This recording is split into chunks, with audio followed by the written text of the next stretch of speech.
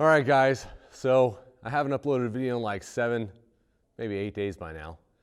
I have been busy, super busy, out of my comfort zone busy, but just not here on the property. So there isn't a lot to show about what's going on here on the property, but I'll let you know what I've been doing for the past the past 5 days.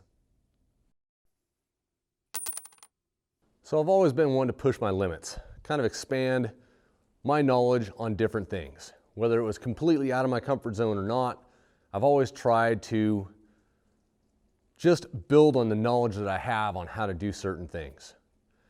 Well, a week ago, my fire chief calls me up, fire chief from the volunteer fire department that I volunteer at. He calls me up and he says, "Hey, do you know how to paint a car?" Now, he knows I've worked on cars all my life, but I've been a body man. I never was a painter. I've only painted one car, the El Camino sitting behind me. Flat black, sprayed it out of a spray gun. I didn't rattle can or anything, but I had to paint it twice because the first time I painted it, it came out pretty tiger striped, which means you can see the primer behind the paint. You know, you can just see where the paint lines are. It doesn't look good. So I had to paint that twice. The second time I painted it, came out much better, way better than the first time. So I learned a little bit, but that's the only car I've painted. And I explained that to him. I said, I've only painted one car. The first time I painted it didn't turn out very nice. He says, "Come down, look at this project I've got. We'll go over it. I'll tell you what I want out of it. You think you can do it? I'll pay you to spray this truck." So I go down there, I talk to him for, I don't know, a couple minutes. He's got a single stage farm implement white.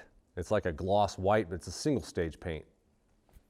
I'm looking at it, I'm like, that's not very, I'm sure it'll stick, I'm sure it'll work, but I don't know how well it's gonna look. I don't know how it's gonna turn out very good.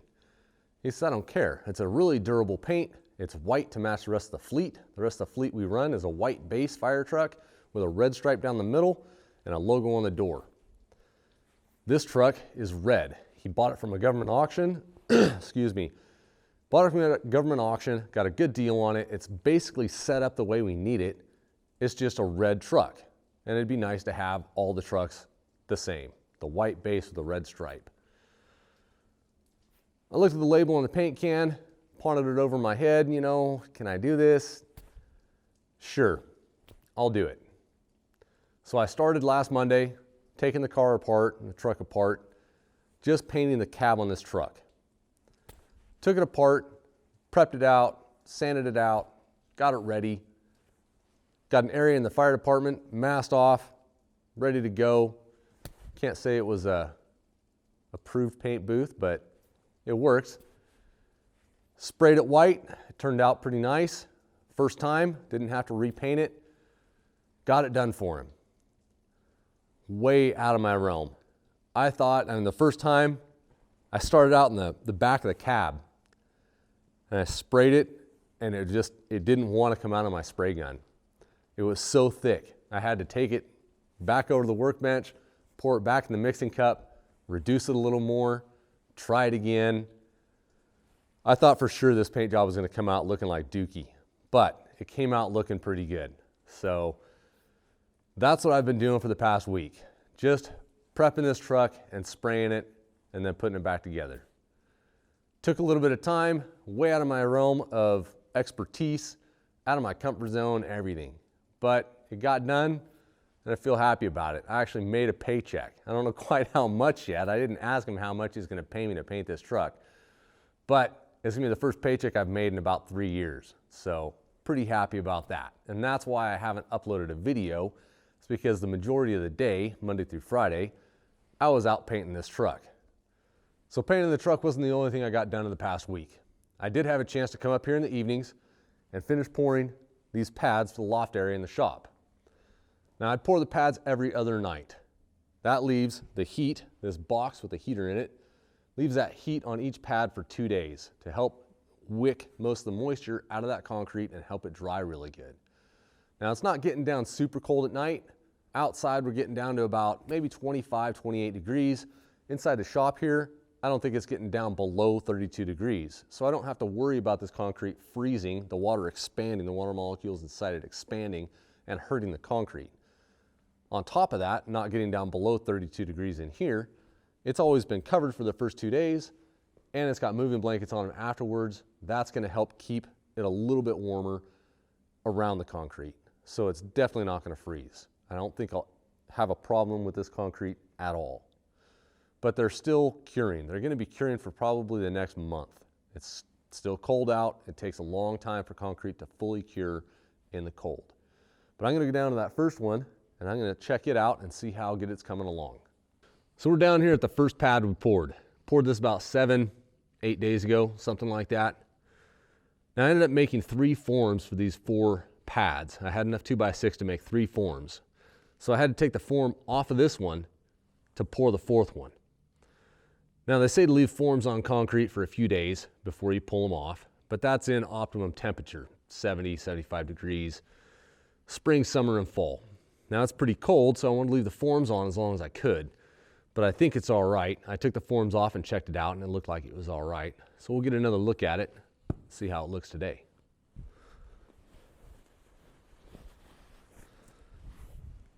Not looking too bad. It's still got a darker color. It's still definitely got some water content in it. The sides don't have a lot of air pockets. Looks pretty good. You don't want a whole lot of air pockets in the side of your concrete. The sides of your concrete kind of keep everything out, so you want those to be as solid as possible. This side over here looks pretty good too. I think all 4 of the sides look really good. Actually, I think the first side we looked at over here, I think that was the worst side for air pockets. You can actually see some of the texture of the wood from the form. But we'll let this sit underneath this cover until we decide to put a post on top. That'll keep some of the warmth in there and help it cure. Let's go down to that last one, see how it's coming along.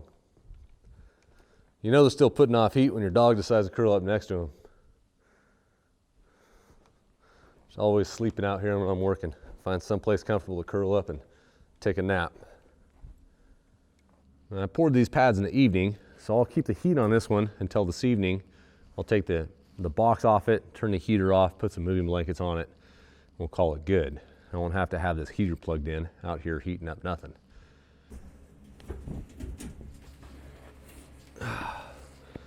Well, look at that.